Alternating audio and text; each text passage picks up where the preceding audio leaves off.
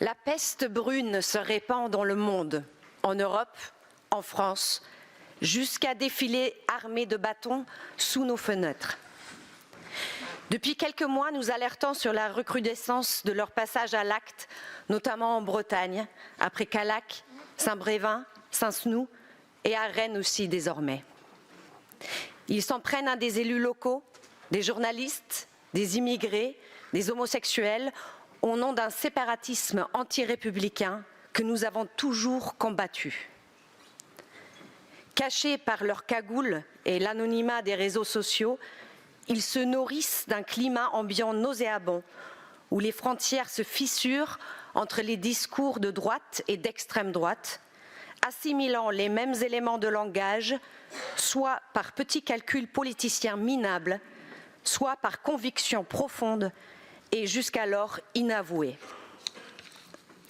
Le projet de loi Asile et Immigration, rejeté lundi par l'Assemblée nationale, a servi de réceptacle au déferlement de ces discours où délinquance et immigration sont assimilées et où la course à l'échalote entre ceux qui feront le plus de mal aux étrangers paraît interminable.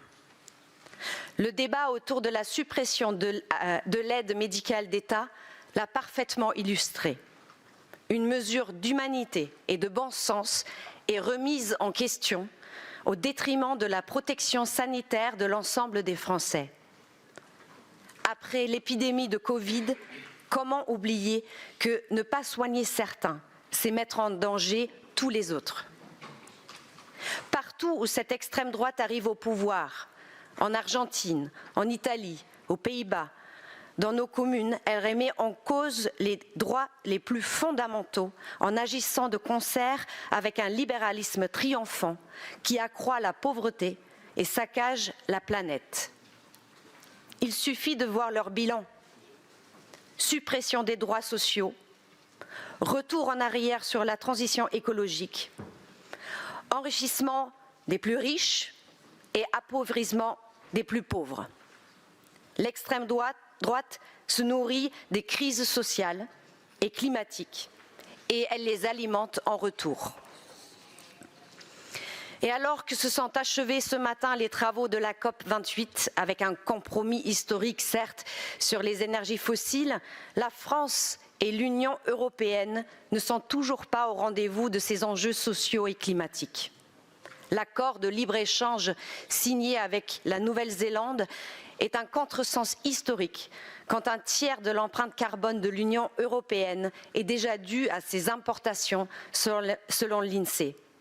Les agriculteurs français s'alarment de l'arrivée sur le marché de produits nourris aux herbicides et aux pesticides, transportés par avion et par bateau à des prix défiant toute concurrence et alors que leurs secteurs sont déjà en tension sous les coups de butoir de la grande distribution.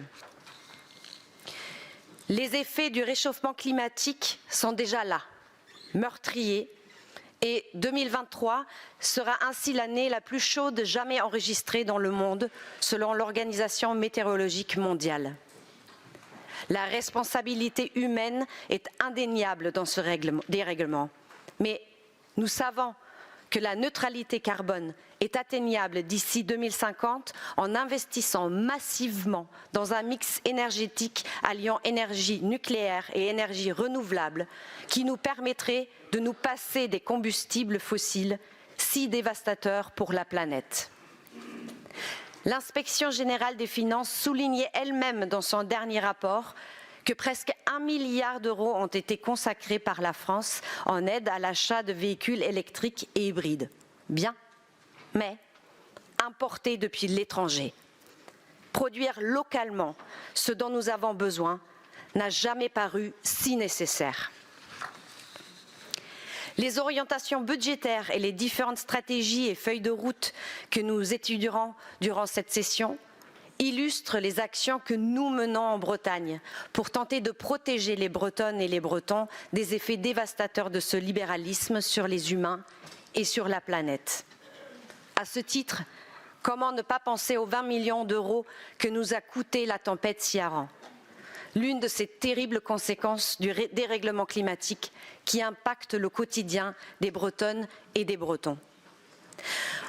En activant les compétences en notre possession, nous déployons notre action tous azimuts pour développer les transitions économiques et sociales, renforcer les équilibres territoriaux, nous engager fortement en faveur du droit aux mobilités, au logement et pour une politique de la mer à la hauteur des enjeux qui nous attendent.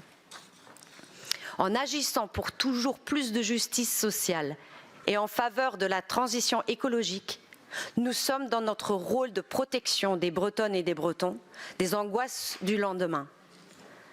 Quand les voix s'élèvent de plus en plus fortes pour casser le lien social qui nous unit, nous, ici, cultivons la solidarité dans notre région, en mettant l'humain et la planète au cœur de nos politiques publiques. Je vous remercie. Merci à vous. Merci à vous.